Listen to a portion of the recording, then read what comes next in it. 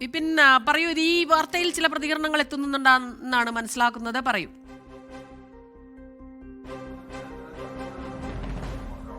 N ഡിയിലേക്ക് ഇപ്പോൾ 2020 ചേർന്നിരിക്കുകയാണ്. ഈ സമയത്ത് CPIഎമ്മിന്റെ എറണാകുളം ജില്ലാ സെക്രട്ടറി സതീഷ് 24 ചേരുകയാണ്. അപ്പോൾ എങ്ങനെയാണ് ഈ ഒരു ലയനത്തെ കാണുന്നത്?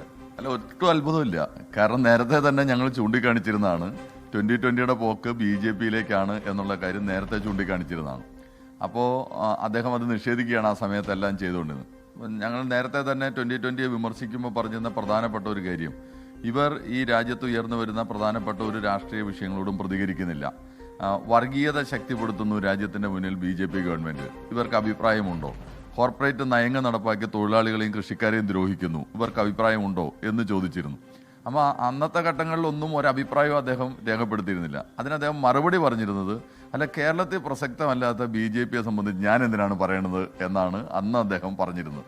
അപ്പോൾ ഞങ്ങൾ പറഞ്ഞിരുന്നു, ഈ മൗനം, ഒരു രാഷ്ട്രീയ പാർട്ടി എന്ന നിലയിൽ ഇവർ പുലർത്തുന്ന മൗനം സൂചിപ്പിക്കുന്നത് ഇവർ BJP പാളയത്തിലേക്ക് എത്താൻ വേണ്ടി പോകുന്നതാണ്, BJPയുടെ ഏജന്റായിട്ടാണ് ഇദ്ദേഹം പ്രവർത്തിക്കുന്നത് എന്നതിൻ്റെ ആക്ഷേപം വളരെ നേരത്തെ തന്നെ ഞങ്ങൾ ചൂണ്ടിക്കാണിച്ചിരുന്നതാണ്.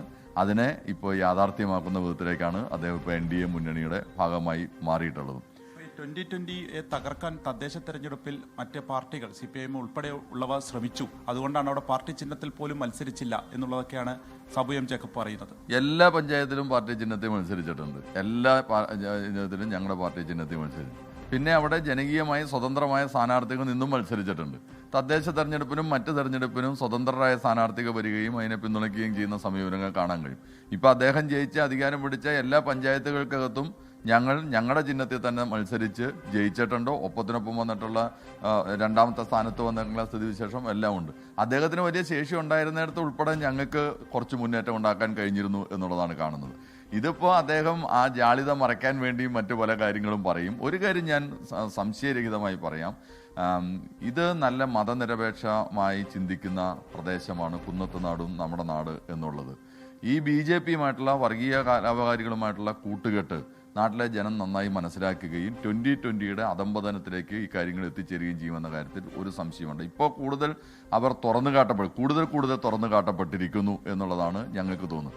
അദ്ദേഹം പറയുന്നത് അഴിമതിക്കെതിരെ പൊരുതാൻ എല്ലാ മുന്നണിക്കും എതിരായി ഒരു സ്വതന്ത്രമായ സംവിധാനം, ഇതെല്ലാമായിരുന്നല്ലോ 2020 പറഞ്ഞുകൊണ്ടിരുന്നത്. ഇപ്പോൾ ആ വാദങ്ങളെല്ലാം അദ്ദേഹം ഉപേക്ഷിച്ചോ? രാജ്യം കണ്ട ഏറ്റവും വലിയ അഴിമതിക്കാരാണ് BJPക്കാർ. ഇലക്ട്രൽ ബോണ്ട് നമ്മുടെ രാജ്യം ചർച്ച ചെയ്തതാണ്. എങ്ങനെയാണ് ഔദ്യോഗികമായി തന്നെ അഴിമതി നടത്താൻ കഴിയുന്നത്, കോർപ്പറേറ്റുകളുടെ ഫണ്ട് എങ്ങനെയാണ് കൊണ്ടുപോകാൻ കഴിയുന്നത്, നേടിയെടുക്കാൻ കഴിയുന്നതെന്ന് ഇലക്ട്രൽ ബോണ്ടിൽ നമ്മളാണ്. ബഹുമാനപ്പെട്ട സുപ്രീം കോടതി ഉൾപ്പെടെ ഇടപെടലുണ്ടായിട്ടാണല്ലോ. 2020ക്ക് ഏതെങ്കിലും രീതിക്ക് ഈ ഒരു കൂട്ടുകെട്ടിൽ ഒരു ചലനം നിയമസഭാ തെരഞ്ഞെടുപ്പിൽ ഉണ്ടാക്കാൻ കഴിയും എന്നുള്ളത് ആ രീതിക്കുള്ള ഒരു ചർച്ച ഉണ്ടോ? ഒരു ചലനം ഉണ്ടാക്കാൻ കഴിയില്ല. തദ്ദേശ തെരഞ്ഞെടുപ്പ് കഴിഞ്ഞപ്പോൾ അദ്ദേഹത്തിന് 4 പഞ്ചായത്ത് നിലനിർത്താൻ കഴിഞ്ഞെങ്കിലും ഒരു യാഥാർത്ഥ്യം അദ്ദേഹത്തിന് മനസ്സിലായി, പഴയ പോലെ 2020ക്ക് പോകാൻ കഴിയില്ല. കാരണം കൂടുതൽ ജനങ്ങൾ കാര്യങ്ങൾ മനസ്സിലാക്കിയിരിക്കുന്നു. ഇപ്പോൾ തോറ്റത് ചെറിയ വോട്ടിന് തോറ്റുപോയിട്ടുണ്ടാവും, ചില വാർഡുകൾ നിസ്സാര വോട്ടിന് തോറ്റുപോയ വാർഡുകളുണ്ടാവും, 1-2 വാർഡുകൾ കൂടി ജയിച്ച നഷ്ടപ്പെട്ടു പോയ പഞ്ചായത്തുകളുണ്ടാവും. പക്ഷേ ഞാൻ 4 പഞ്ചായത്ത് നിലനിർത്തി എന്ന് പറയുമ്പോൾ ആ കണക്ക് കൊണ്ട് ശരിയാണെങ്കിലും നാട്ടിലെ തെരഞ്ഞെടുപ്പ് പ്രവർത്തനത്തിൻ്റെ സമയത്തുണ്ടായ യാഥാർത്ഥ്യം മുൻകാലങ്ങളിൽ നിന്ന് വ്യത്യസ്തമായി 2020യെ കൂടുതൽ മനുഷ്യർ മനസ്സിലാക്കി എന്നുള്ളതാണ്.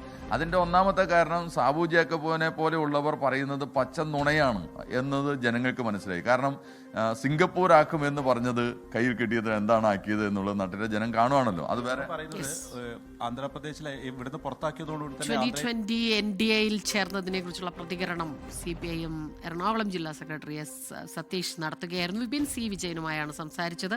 ഇത് നേരത്തെ തന്നെ കണക്ക് കൂട്ടിയിരുന്നതാണ്. പലപ്പോഴും BJPയെ വിമർശിക്കുന്ന പ്രഖ്യാപനങ്ങൾ നടത്തേണ്ടയിടത്ത് മൗനം പാലിച്ചത് ഇതിന്റെ ലക്ഷണമായിരുന്നു എന്നും സതീഷ് പറഞ്ഞു. ലോകത്തെവിടെയായാലും ഏത് സമയത്തും 24 വാർത്തകളും ഓഗ്മെന്റഡ് റിയാലിറ്റി പാക്കേജുകളും എക്സ്പ്ലെയിനറുകളും വിശദമായി കാണാൻ ഞങ്ങളുടെ YouTube ചാനൽ നിങ്ങൾക്ക് സബ്സ്ക്രൈബ് ചെയ്യാം.